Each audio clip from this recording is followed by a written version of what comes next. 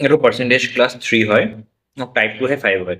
আহক ষ্টাৰ্ট কৰোঁ। ষ্টাৰ্ট কৰাৰ আগতে লাষ্ট ক্লাছৰ এবাৰ ৰিভিজন কৰি লওক। পাৰ্চেণ্ট হ'লে এনেকৈ লিখে জানাই 10%, 0 পৰা 0 গ'ল, থাকিলে 1/10। যদি ইনক্ৰিজ কৰে তলৰটো সদায় চেম লিখিব, ওপৰত কি আছে সেইটো প্লাছ কৰি দিব। 10 + 1 11। যদি ডিক্ৰিজ কৰে তলত লিখিব, ওপৰত কি আছে 1, 10 - 1, ঠিক আছে। এইটো 0 0 গ'ল, 2 5 × 10, তো 1 আৰু 5। যদি ইনক্ৰিজ কৰে 5 to 5 লিখিব, ওপৰত কি আছে এইটো 1, 5 + 1 6। যদি ডিক্ৰিজ কৰে 5 লিখিব, ওপৰত কি আছে 1, মাইনাছ কৰিব 4, ঠিক আছে। 0 পৰা 0 গ'ল, 2 3 আৰু 2 5, ঠিক আছে। তাৰপিছত 5 লিখিব, ওপৰত কি আছে 2, এবাৰ 1 নহয়, যি থাকিব সেইটোৱে প্লাছ কৰিব। 2 আছে, 2 5 + 2 7। যদি ডিক্ৰিজ কৰে 5 লিখিব, 2 মাইনাছ কৰি লিখিব 3, ঠিক আছে। এতিয়া আহক কুৱেশ্যন ষ্টাৰ্ট কৰোঁ। কি কৈছে, প্ৰাইচ অফ পেট্ৰল কি হয় 25% বাঢ়ে, তেতিয়াহ'লে কনজাম্পশ্যন কিমান কমাব লাগিব চ' ডেট এক্সপেণ্ডিচাৰটো ছেইম থাকক, ঠিক আছে। প্ৰাইচ কিমান আছে 25%, 25/100 লিখিম, কাটিলে কি হ'ব 1 আৰু 4। কি কৈছে ইনক্ৰিজ কৈছে, তো 4 পৰা 5 হ'ব। জানে কি হয়, প্ৰাইচৰ দাম বাঢ়িলে কনজাম্পশ্যন কি হয় কমি যায়। প্ৰাইচ বেছি কিবা এটা বস্তুৰ দাম বাঢ়িলে আমি কি বস্তু কমকৈ ল'ম, তো সেইটোৱে হ'ব। প্ৰাইচ যদি 4 পৰা 5 হৈছে তো ঠিক আছে, তো কনজাম্পশ্যন কি কৰিম কমাই দিম, 5 পৰা 4 কৰি দিম, ঠিক আছে। ইমান মনত ৰাখিব নালাগে। কি মনত ৰাখিব, যদি প্ৰাইচ 3 পৰা 5 হৈ আছে কনজাম্পশ্যন উল্টা হৈ যাব 5 পৰা 3। প্ৰাইচ যদি 6 পৰা 7 হৈ আছে কনজাম্পশ্যন কি হ'ব 7 পৰা 6। মনত ৰাখিব, কি মনত ৰাখিব, উল্টা হ'ব, সদায় উল্টা হ'ব, ঠিক আছে। এইটোৱে মনত ৰাখিলে হ'ল। এতিয়া আহক কুৱেশ্যন কৰোঁ। তো প্ৰাইচ 4 পৰা 5 হৈছিলে, কনজাম্পশ্যন উল্টা কৰিলোঁ। এতিয়া এইটো আমাৰ কাম নাই, কিমান কম পাইছে 1, কিহৰ ৰেচপেক্টিভত 5, কিন্তু কি কৰিম 100। 5 কিমান যায় 100, 20, ঠিক আছে। যদি বুজি পোৱা নাই নেক্সট কুৱেশ্যন ছেম এনেকৈ আনিছোঁ, এইটো কৰোঁ, আহক বুজি পাব।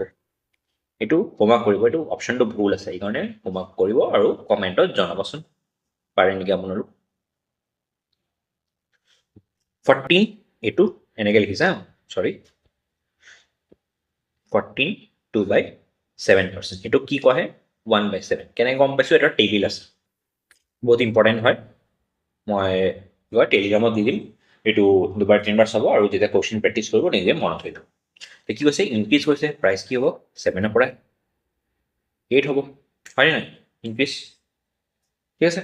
কনজাম্পশ্যন কি হ'ব উল্টা হ'ব, 8 পৰা 7। এইটো কিবা কাম আছে নাই, কিমান হৈছে 1 কমি আছে, কিহৰ ৰেচপেক্টিভত 8, কিন্তু কি কৰিম 100, তো 4 2 × 4 25 থাকিল কি 25 আৰু 2 ডিভাইড কৰিলে কি হ'ব 12.5%, ঠিক আছে। নেক্সট কুৱেশ্যন হওক। এবাৰ কি অলপ পেটাৰ্ণটো বেলেগ হয়, এবাৰ চাওক। আগতে প্ৰাইচ দি আছিলে, এবাৰ কি এক্সপেণ্ডিচাৰো দি দিছে। এইটো এটা ফৰ্মুলা কি আছে, প্ৰাইচ ইনটু কনজাম্পশ্যন ইকুৱেল কি হয় এক্সপেণ্ডিচাৰ, এইটো এটা ফৰ্মুলা। এইটো মেথড কি কৰিম দুটা কৰিম, যোনটো ভাল লাগে এইটো। ফাৰ্ষ্টটো অলপ বেছিকৈ কৰাম, নেক্সটটো বুজি, যদি ফাৰ্ষ্টটো বুজি নাপায় নেক্সটটো চিয়'ৰলি বুজি পাব। ঠিক আছে, 20%, 20/100 কাটিলে কি হ'ব 1/5। তো প্ৰাইচ কি কৈছে 5 পৰা 6 হয়, ঠিক আছে। কনজাম্পশ্যন দিছে নাই দিয়া, এক্স আৰু ৱাই। এক্সপেণ্ডিচাৰ দিছে এটা, কিয় লাষ্ট আনিছোঁ, কিয় কি ইকুৱেলৰ পিছত আছে, এইটো ভাবি লওক যে ইকুৱেল, আৰু এইটো মাল্টিপ্লাই। এক্সপেণ্ডিচাৰ কিমান কৈছে 8%, 8 আৰু 100 কৰিলে কি হ'ব 4 2 × 4 25 মানে 25 পৰা কি হৈছে 27 হৈ আছে। ক্লিয়াৰ, সেইটো কেলে ক্লিয়াৰ ইয়াৰলৈকে। আহক এতিয়া কি কৰোঁ কাটাকাটি কৰোঁ। কেনেকৈ কৰিব, এইটো জকা ক্ৰছ কৰিব আৰু এইটো তল ওপৰ কৰিব। তল ওপৰ কিয় কৰিব চাওক, যদি এইটো এনেকৈ নাম্বাৰ থাকিলে হয় 5 ইনটু 5 ইনটু এক্স ইকুৱেল 25। এইটো চাইড কি কেনেকৈ কাটো আমি, এনেকৈ এটাতো কাটো জানে এক্স থাকে 25, 5 তলত আনে তো 5 আহে, কিন্তু এনেকৈও কাটিব পাৰি 5 5 × 25 জানে নাই। 3x ইকুৱেল যদি 27 থাকে 3 9 যায়, এনেকৈও ডাইৰেক্ট কাটিব পাৰি। সেইকাৰণে মই কৈছোঁ যদি ইকুৱেল হয় এনেকৈ, এইটো চাইড চাওক, এইটো চাপ'জ ইকুৱেল, এইটো ইকুৱেল এনেকৈ থাকিলে ডাইৰেক্ট এনেকৈও কাটিব পাৰে, যেনে এইটো 5 5 × 25, 3 2 × 3 9 যায়, আৰু যে একো নাযায় ইনটু কৰিব, ইনটু যেতিয়া কৰিব কি কৰিব ক্ৰছ এনেকৈ যাব, আৰু এনেকৈ যাব, এইটো চাইড আগত কৰিব, মনত ৰাখিব 5 2 10 আৰু 9 হৈছে, কিমান কমি আছে 1, কিহৰ ৰেচপেক্টিভ 10, কি কৰিম 100, কিয় কি পাৰ্চেণ্টেজো ল'ব লাগে, থাকিল কি 10%, ঠিক আছে। যদি এইটো বুজি পোৱা নাই আৰু এটা মেথড কৰোঁ, হওক এইটো বুজি। প্ৰাইচ কি হৈছিলে আমাৰ ইয়াতে কৰাই ৰাখিছোঁ 5ৰ পৰা 6, কনজাম্পশ্যন নাই, কনজাম্পশ্যন বাদ দিয়ক, লিখিব নালাগে। এক্সপেণ্ডিচাৰ এটা লাইন টানক লিখি দিয়ক, কিমান হৈছে 25ৰ পৰা 2 বাঢ়ি আছে, তো কি হ'ব 27, যে কাটক 5 5 যা আৰু এইটো কি 3 2 যা আৰু 3 9 যা। এতিয়া কি কৈছিলোঁ মই, ক্ৰছ ক্ৰছ মাল্টিপ্লাই কৰিব আৰু এইটো চাইড আগত লিখিব, 5 2 10 আৰু 9, কিমান কমি আছে 1, কিহৰ ৰেচপেক্টিভ 10 ইনটু কি কৰিম 100, তো কি হ'ব 10%। আহক এইটো নুবুজিলেও নেক্সট কুৱেশ্যন আছে, বুজি পাবই, ঠিক আছে। কি হৈছে 40%, 40 বাই 100, 0 0 2 2 যা 4 2 5 যা 10, ঠিক আছে। তো প্ৰাইচ লিখিলে 5ৰ পৰা 7 হ'ব, কিয় কি ইনক্ৰিজ কৰিছে, ঠিক আছে। আকৌ এক্সপেণ্ডিচাৰ দিছে, এক্সপেণ্ডিচাৰ দিলে এটা লাইন টানি দিব কৈছিলোঁ, এক্সপেণ্ডিচাৰ লিখক, কিমান গৈছে 12% ইনক্ৰিজ, তো 12 পাৰোঁ আৰু 100, 4 3 যা 4 25 যা, তো 25ৰ পৰা কি হৈছে 28 হৈ আছে, এতিয়া কেঞ্চেল কৰোঁ আহক, 5 5 যা 7 4 যা, এইটো ডাইৰেক্ট কেঞ্চেল হৈ গ'ল, একো বাছ থকা নাই, তেতিয়াহ'লে একো কৰিব নালাগে, তেতিয়া আমি পাৰ্চেণ্টেজ ওলাই দিম, কিমান কমি আছে 1, কিহৰ ৰেচপেক্টিভত 5ৰ, ইনটু কি কৰিম 100, ঠিক আছে। তো 5 20%, বুজি পালে। নেক্সট কুৱেশ্যন, এইটো যদি আগৰটো বুজি নাপালে এইটো চাওক, এবাৰ বুজি পাবই আৰু 20%, 25 আৰু 100, কাটিলে কি হ'ব 1 আৰু 4, তো প্ৰাইচ কি হৈছে 4ৰ পৰা 5, কনজাম্পশ্যন নালাগে, মই কৈছিলোঁ কনজাম্পশ্যন এইটো কৰিব পাৰে, এইটো বেছি হয়, এনেকৈ লাইন দি দিয়ক, এক্সপেণ্ডিচাৰ দিছে এক্সপেণ্ডিচাৰ 5%, 5 বাই 100, তো কাটিলে কি হ'ব 1 বাই 20, তো 20 পৰা কি হৈছে 21 হৈছে, ক্লিয়াৰলৈকে একো ডাউট নাই, ডাউটৰ পৰা মনত আছে, যিহে ডাউট থাকিব মোক কি DM কৰিব, ইনষ্টা হওক টেলিগ্ৰাম হওক, মই কি কৰোঁ ভিডিঅ' আৰু স্ক্ৰীনশ্বট লৈ ল'ব, উক্ত কুৱেশ্যনৰ সৰু এটা ভিডিঅ' বনাই বা ভইচেৰে মই কৈ দিম, ইমানকণটো পেইড ক্লাছতো আপোনাক ছাপৰ্ট নিদিয়ে, মই ইমান ফ্ৰী ক্লাছত দিম, আপুনি একো পেইড বেচ নল'ব, মোৰ পৰাই চাওক, মই চব ছাপৰ্ট দিম, ঠিক আছে। কুৱেশ্যন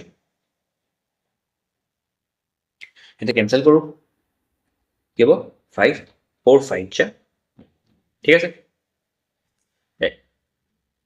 আৰু কি নাযায়, মাল্টিপ্লাই কৰি দিয়ক, এইটো চাইড আগত কৰিব, এইটো চাইড পিছত 5 5 যা 25 আৰু 21, কিমান কমি আছে 4, কিহৰ ৰেচপেক্টিভত 25 ইনটু কি কৰিম 100, তো 25 কিমান যা 4 যা 4 4 যা কি হয় 60%, বুজি পালে। নেক্সট কুৱেশ্যন আহক,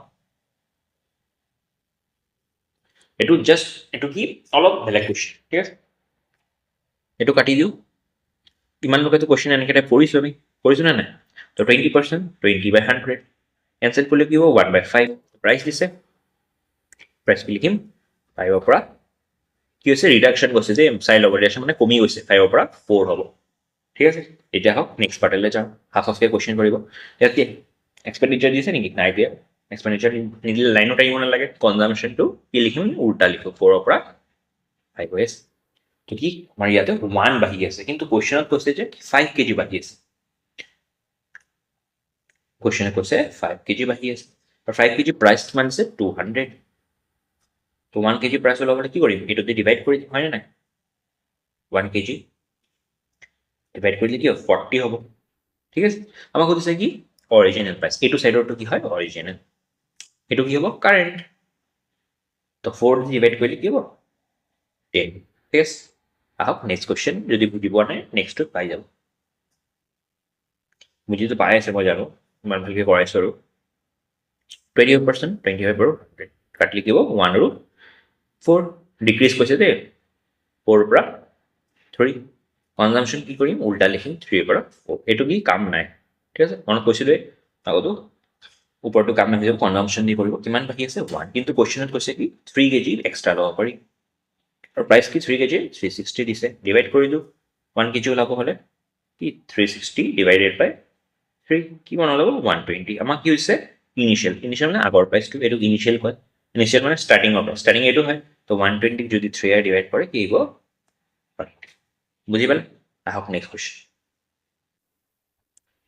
20% কি কৈছে ইনক্ৰিজ 20 আৰু 100 তো 1/5 প্ৰাইচ কি হ'ব 5ৰ পৰা 6 হ'ব তো কনজাম্পশ্যন কি হৈ যাব 6ৰ পৰা 5 হৈ যাব এইটো কাম আছে নাই ঠিক আছে কিমান কম দিছে 1 কিন্তু কোৱেশ্যনত দিছে 2 KG less 2 KG 2 KG price কিমান দিছে 60 তো এইটো কেনচেল কৰিলে কি হ'ব 1 কেজি প্ৰাইচ 30 হ'ব আমাক সুধিছে ইনক্ৰিজ অৰিজিনেল দুটাই সুধি দিছে এবাৰ এইটো 30 দি ডিভাইড কৰিলে কি হ'ব অৰিজিনেল 5 আৰু ইনক্ৰিজ কি 30 আৰু 5 দি ডিভাইড কৰিলে 6 5 আৰু 6 আনসাৰ বুজি পালে নেক্সট কোৱেশ্যন